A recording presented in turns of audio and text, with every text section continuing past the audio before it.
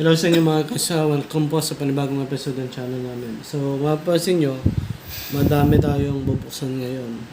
Actually, travel haul to. So, more on gamit ng travel, na pwede pang swimming, pwede vacation, o anything that goes travel. So, yung napag-uusapan natin ngayon, yung mga product na bubuksan natin. So, yun yung i-unbox natin. Travel haul unboxing. Parang ganun. So, bago natin umpisahan, kung bago kayo sa channel namin at gusto niyo yung mga ganitong klaseng content na more on product review, unboxing. So, pwede nyo i-click yung subscribe button at i-notify nyo na rin, click yung notification para ma-notify kayo sa mga bago namin ilalabas na video. So, wala natin hinihintay. Umpisahan natin to. So, medyo marami-rami ito. So, start tayo dito. So, via JNT Express. Ito natin ito. Sabak nyo dito. Ito na natin kapitin.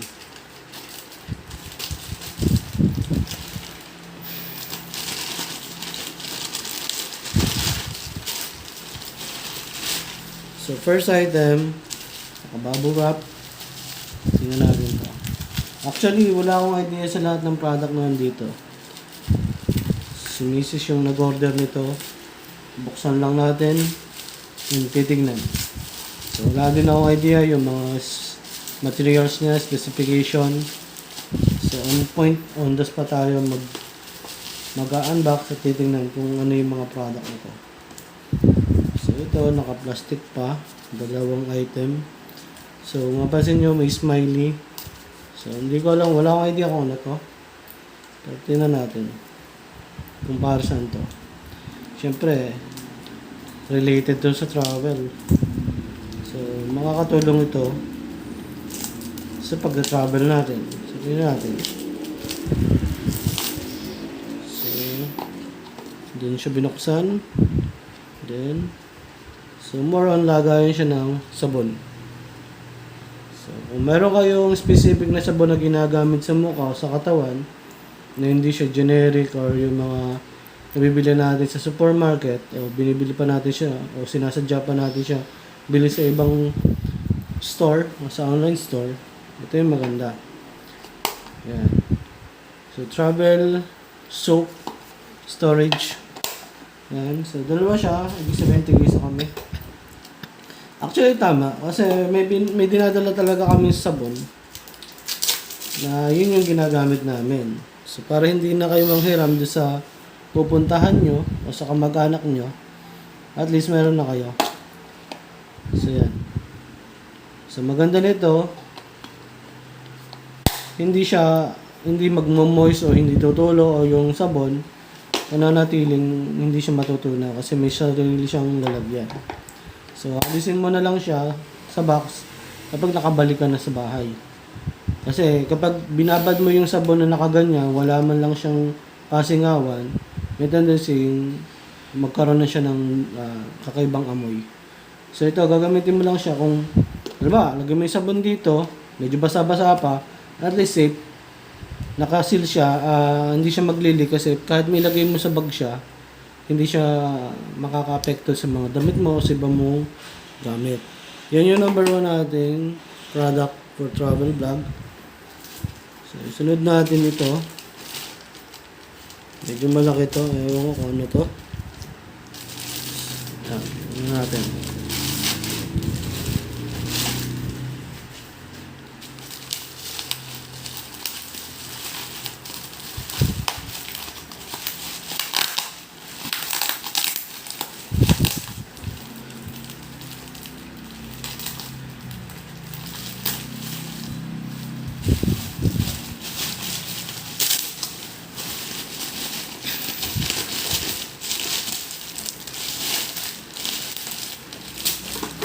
So,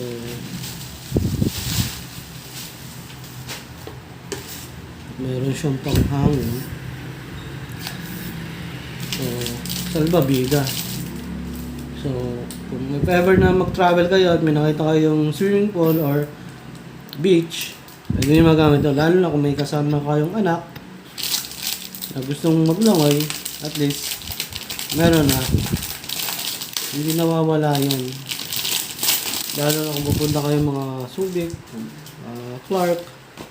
Yan. Tingnan natin yung magiging itsura niya. So, yung itsura niya is yung parang ganito. Yan.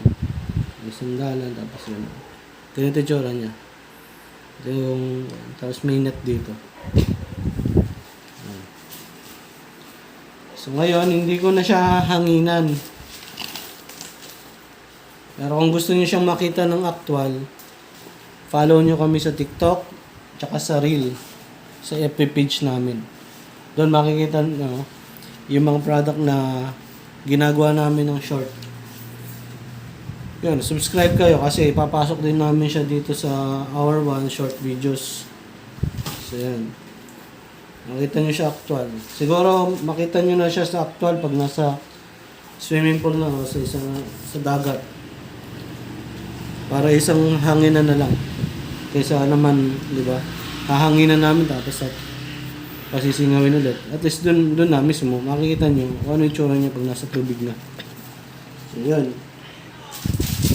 Salbabida o pang-float. Natutuwa yung mga bata pag gamit yung ganito. So, balik muna natin siya dito sa lalagyan. Hindi muna natin may siya gagamitin. Abangan nyo yung lalabas namin short video, reel, or TikTok. Follow nyo kami, nandiyan sa description box yung mga social media account namin. Ganito yung magiging tsura niya. Simple yung binili natin. Parang may net siya dito, tapos ito naka-float o hangin. Tingnan natin itong isang ito. Kung ano naman ito. Hindi na namin matedemonstrate nyo ngayon yung mga product. Abangan nyo na lang sa short video.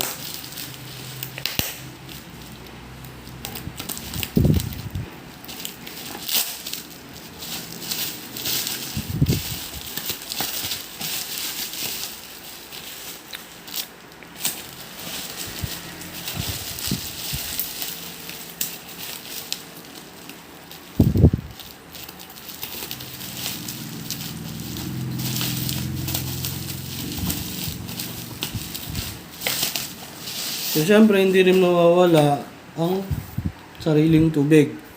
Pag nagda-drive ka o nagta-travel ka, kailangan meron kang tumbler. Syempre, dapat yung tumbler kasi doon sa lagayan ng sa may gilid ng sasakyan. So, ito ay Joyful Kids Vacuum Flask. So, sa bata pala to, sorry. So, yun. Actually, pwede na naman sa matanda, pero ito, pang bata. So, nakalagay Joyful Kids Vacuum Flask. So, kapag magta-travel, dapat laging may dalang tubig para sa bata. So, ito yung magiging itsura niya. Tingnan natin. Ayan. So, mayroon siyang hawakan dito. Stainless flask. May design siyang crocodile. So, do not fill in the drink above 45 degrees. So, titingnan natin kasi yan pinipindot. So, ganun yung pag-inom. So, wala na siyang straw. Hindi na siya katulad nung dati na may straw. So, yun, meron siya dun. So, syempre, kailangan linisin bago gamitin. So, flask, linisin yung loob, lahat, brushin. Ito, may goma siya dito, yung pang-stopper. So, may lock. Ayan, tumutunog. So, ganito. Lagyan natin, alam, may laman. Nauhaw yung anak nyo. So, ito. Double lock. So, kahit pindutin, hindi angat. So, ito yung another lock. Then, ibababa. Then, pindot, push button. Kasi inom na. Wala nang straw, rekta na. Kailangan ma-train na sila sa pag-inom ng ganito hanggang sa makainom na sila sa baso. So, yun. Kung mga toddler or 3 years old, 4 years old, yan, dapat tinetrain na yan. Yan. Sana tumagal siya. Meron siyang parang dito rubber.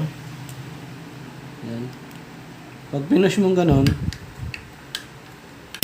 yan. May rubber siya dun. Para ma-seal siya dito. Para hindi mag-leak. Ito yung nakakatulong para hindi mag-leak yung tubig. So yan. Kapag lalagay mo sa bag, make sure na nakalock na ganyan. Kasi minsan, pag nilalagay sa bag, napipindot to. So yan. I don't know kung kasya to sa gilid ng kotse. Pero sa bag usually, mas madaling dalhin. Diba? So yan. Flask para sa bata. So, next natin ito. Ito, alam ko ano to.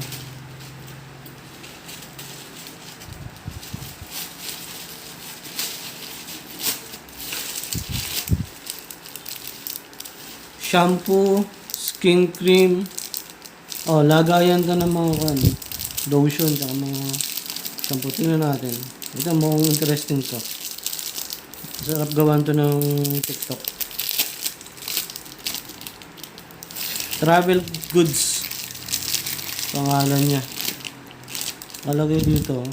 Travel packing bottle suit. Travel goods. So, yan. So, mapapansin nyo, may brand na nakalagay. May Chinese, may ML. Any bottle, bath cream, shampoo, skin cream. Dito, pwede sabon. Yan. So, alamin naman natin ngayon kung paano siya bubuksan.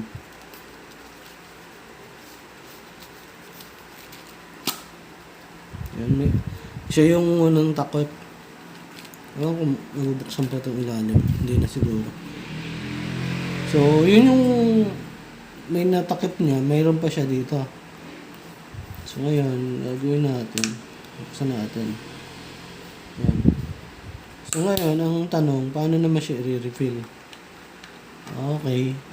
Doon mo siya i-refill. Isa-isa mo siyang lalagyan doon. Then, ilalak mong ganun. Tapos, ganun na lang. Yan, pwede mo siyang i-push through doon. Yan. May mga kanya-kanya. Then, kapag ilalagay mo sa bag, make sure na may kun mo siya, mailak na ganyan. Para hindi rin kumayat or mag-leak. Hindi ko alam kung mabubuksan ba ito eh. Ayaw ko. O masira. So, yun. Yun yung maganda. Alin na, hindi mo na kailangan magdala ng bote-bote. Kung ilang days lang yung kaya mong ilagay, punuin man o hindi, pwede. May may label na. Hindi ka tulong iba, lalagyan mo pa ng sticker. Yung ibang ganito, walang label. Kaya nagkakandalito-lito na kung alin yung skin cream, shampoo, kung lalagyan mo naman siya ng parang sticker o papel, minsan nabubura or hassle, gagawan mo pa. Ito, salpak mo na lang sa bag, ready to go na. Yan. Abangan nyo yung TikTok namin dito. Gawa namin to ng TikTok. So, sunod natin, nakakailan na tayo. 1, 2, 3, 4, kaya palima na to. Ano natin naman to.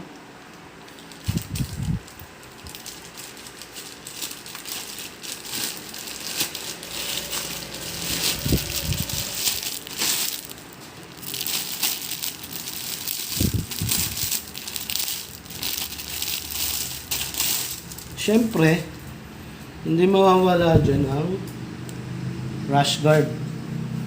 So, kung magta-travel kayo or magsa-swimming kayo, natin kailangan may ganyan. Ito, plus size to ha. Sa babae to. Itong brand na to, itong size na to. Pang babae yan. Plus size. Ganun din sa short. Yan, maluwag. Malaki. So yan, kung conscious kayo sa mga kanyo, katawan, ito, the best to. Plus size na rash guard. So ito, black yung kulay with combination of blue. So yun yung tela niya, alam nyo naman ang tela ng rash guard. So yan, may design dito, pero wala siyang brand dito, parang generic lang. So yun lang yung natin. So tingnan natin itong mahaba na to.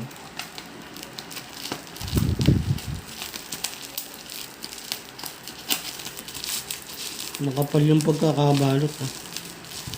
Mukhang babasagin. Hindi tinipid sa... Ito yung legit na hindi tinipid sa bubble wrap. Siguro may factory sila ng bubble wrap. O baka sila yung supplier. Kapal oh. Baka puro bubble wrap lang to. Baka nga ang na-order niya bubble wrap lang.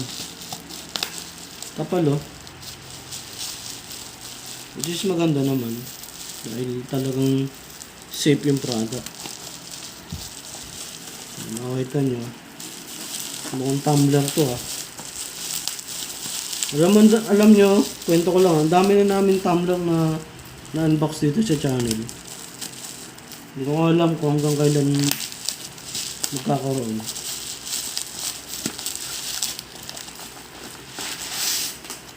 Yun o. Tiger yung brand, Tiger yung design. So BPA free. Pag sinabing BPA free, safe at ligtas yung materials na ginamit. So ito yung quality label niya, stainless steel mug. So may mga capacity dyan, tsaka yung heat retention, cold retention materials. Flask. Yan, may lid, may gasket. So yung caution niya dito, keep the product away from the heat sources. Close the lid securely. Yan, para nga naman hindi mag-leak. Keep out of the reach of the children. Do not fill with dry ice or carbonated beverages. So yun ah. Bawal lagyan ng soft drinks. Kasi kung bakit, minsan kasi kapag nilalagyan natin ng soft drinks, nagkakamoy, kumakapit yung amoy ng soft drinks sa tumbler o sa flask. Kahit anong hugas natin, nandun pa rin. Kahit yung mga juice. Yan. Do not wash the product in dishwashers. Do not leave the product soaking in soapy water. O nga naman, kasi maglalasang sabon. Yun. So, made siya ng Japan, Tiger Corporation, Kodama City, Osaka, Japan. So, yan. Japan quality. So, make sure na matibay. Kalidad. Hanggang 600 ml, matte silver yung kulay. Portable at only approximately 230 grams, ultralight. Stainless steel bottle, automatically locked when the lid is closed. So, excited na ako. Tingnan na natin. Based sa mga binanggit nilang features, mukhang quality nga. Ang tanong, magkano kaya to? So, kung interesado kayo malaman yung presyo, mag-iiwan ako ng link sa description box. So, bago pumunta tayo sa product na yan, tingnan natin yung user manual. Galing no?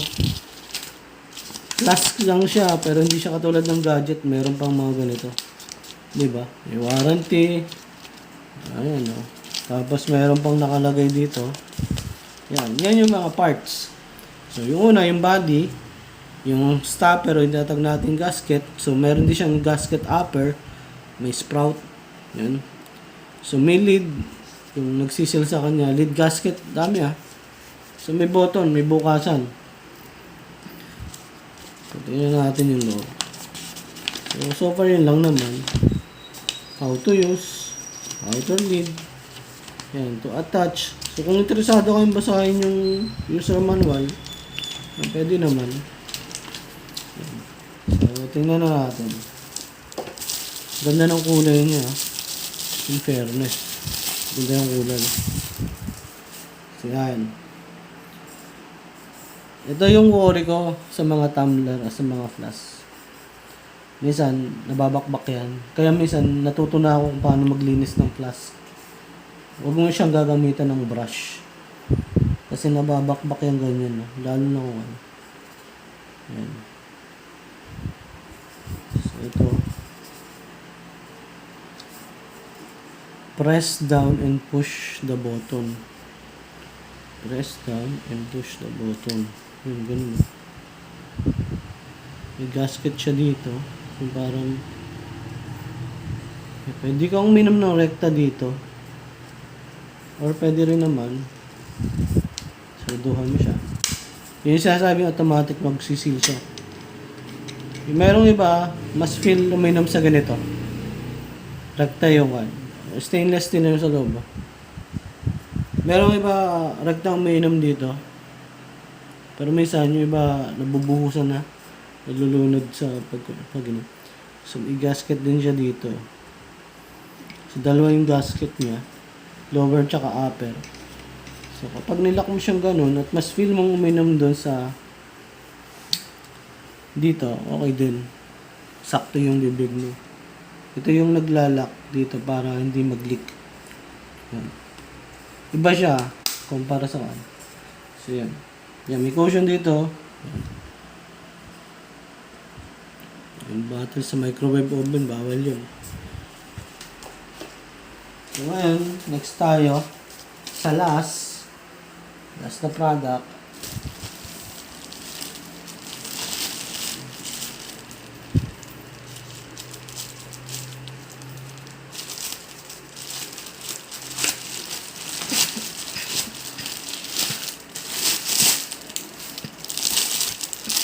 So ito, another swim boat na naman yung Calvavida to.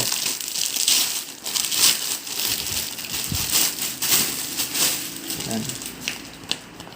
Swim boat siya. So magpo-float yan, tapos may payong, tapos may parang driving. Pwede ka mag-drive. So usually sumasakay dito mga bata. So hindi natin mahahanginan to, sobrang laki nito. Sa actual na pool na natin siya hahanginan. Ayun o. Ito yung manubela. Ito yung busina. So, syempre, dito yung ilalagay. Ayan. So, yung hanginan yan. So, alam ko may kapitan yun. Ito yung pinakabubong. Tapos, lulusot yung paa dito ng bata. Ida-drive niya to. Tapos, pwede rin siyang umawak dito. So, yan. So, tingnan ko pa nga. Tingnan ko pa yung ano. May nakita ako. Doon. Tama. Yung purpose pala nito para dito. Nasaan yun? Ito. Didikit siya dito. Ano, parang maglalak. Gagawin. Papasok. Sa TikTok na lang o sa short video. Abangan nyo. Pag nandun na kami mismo sa pupuntahan namin. So ngayon, nasayang yung effort natin pag kinumpa. Mas maganda makita nyo nakalutang na siya. So yun. So sana gusto nyo itong travel product haul unboxing para sa mga mahihilig mag-travel at magkaroon kayo ng idea kung ano ba yung mga magagandang pwede nating dalhin. So ingat po tayo and stay safe.